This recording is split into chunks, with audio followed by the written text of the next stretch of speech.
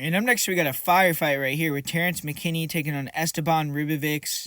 Anytime Terrance McKinney gets in the cage, you know someone's more than likely going to get finished pretty quickly.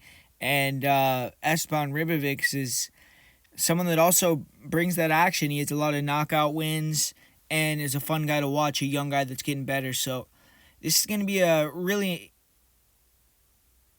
high action fight, in my opinion. I think it's going to be, I don't know if it'll be under 1.5. More than likely it will be.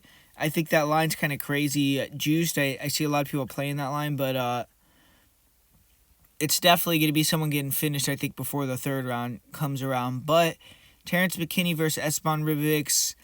McKinney, I think, like always in every one of his fights, has a good chance to get the job done early in the first round, especially if Ribovics comes in like he has in a lot of his fights, recent, like you look at his fight with Thomas Paul on Contender Series, he comes out brawling right away, gets rocked, and same thing with Loic Radzhabov. So if he comes out there and just tries to brawl in the first 10 seconds, 20 seconds of the fight with McKinney, we've seen what happens when you try to do that before with guys like Matt Frivola.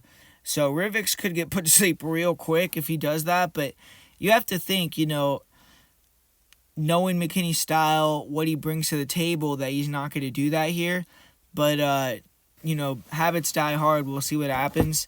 And also, McKinney has a good chance to get that takedown, take the back, and find that rear naked choke as well. Because Ribovics, I just don't know if he definitely doesn't have the greatest wrestling. His grappling has looked decent in terms of his get-ups, his submission defense. He was able to not get submitted by Kamuela Kirk, who's a black belt, over 3 rounds, even though he's in some pretty bad positions.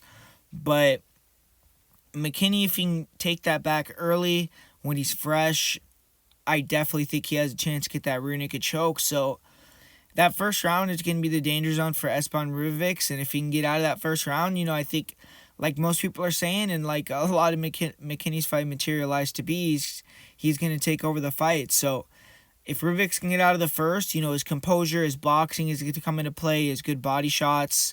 He does a good job of finding the chin, and he'll throw in combinations. So if he can get out of the first round, I think he's probably going to get that second or third round finish.